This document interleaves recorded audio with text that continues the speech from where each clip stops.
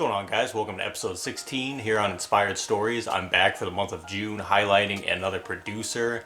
This month I chose Bizness Boi. He's a producer from Milwaukee, Wisconsin. I've been following his work now for I'd say around 6 years.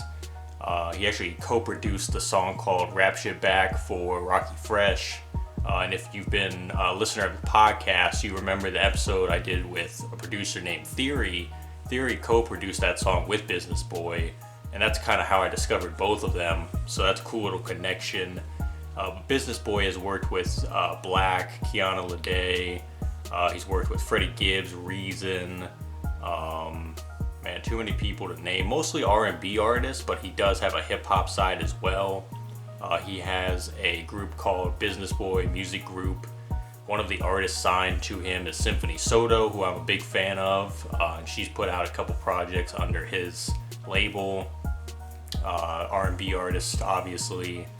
And I'm just a big fan of the way that Bizness Boi kind of constructs his tracks, more in the style of modern R&B. Like as far as what people would consider modern R&B, combining like different trap elements and different like darker elements. It's almost like darker R&B a lot of the times.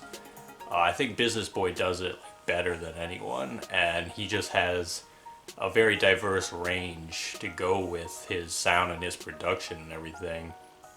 And I just really am a fan of what he does, how he puts tracks together, and I think that he's kind of not really known in the limelight a lot. I know that he has started to put out songs with his name on them as well. Like he did a song with Symphony called I'm With You last year. Yeah, it was last year. Last June, I believe, before her album came out. And I think he's talked about doing maybe like an album with different people where he's like the artist and everything. So I think that could get a lot of shine if he eventually decides to do that. But if you go to Spotify and you go to Written by Bizness Boi, because Spotify has all of these playlists for producers and songwriters that have all the songs they've worked on, you can go back and check out a lot of his stuff. He's worked with a lot of artists too that probably aren't like the biggest artists, but they're super like flying under the radar and everything. And I just remember going through like his whole discography like last spring on there and just seeing like what he worked with.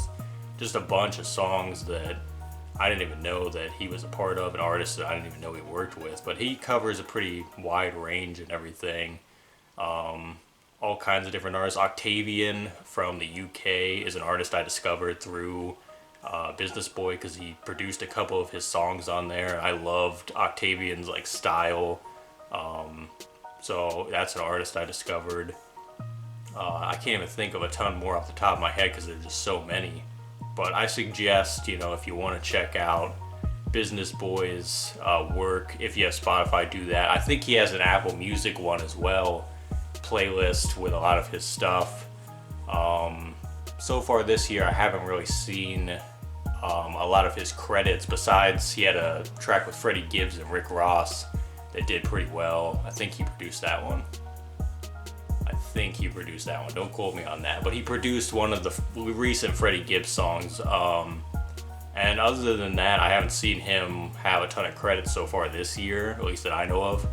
But I'm going to go out on a limb and say this summer he's probably going to have a lot of stuff coming out. So, yeah, I don't know. Like, just as far as, R&B stands in 2022, and even since this decade began, I think it's moved in a different direction. A lot of people have a different opinion on where R&B stands and everything, but I honestly love the modern style, and that people are trying new things and just being themselves with the sound. And I think that as far as producers go, he has that on lock. Like he, to me, is the number one guy.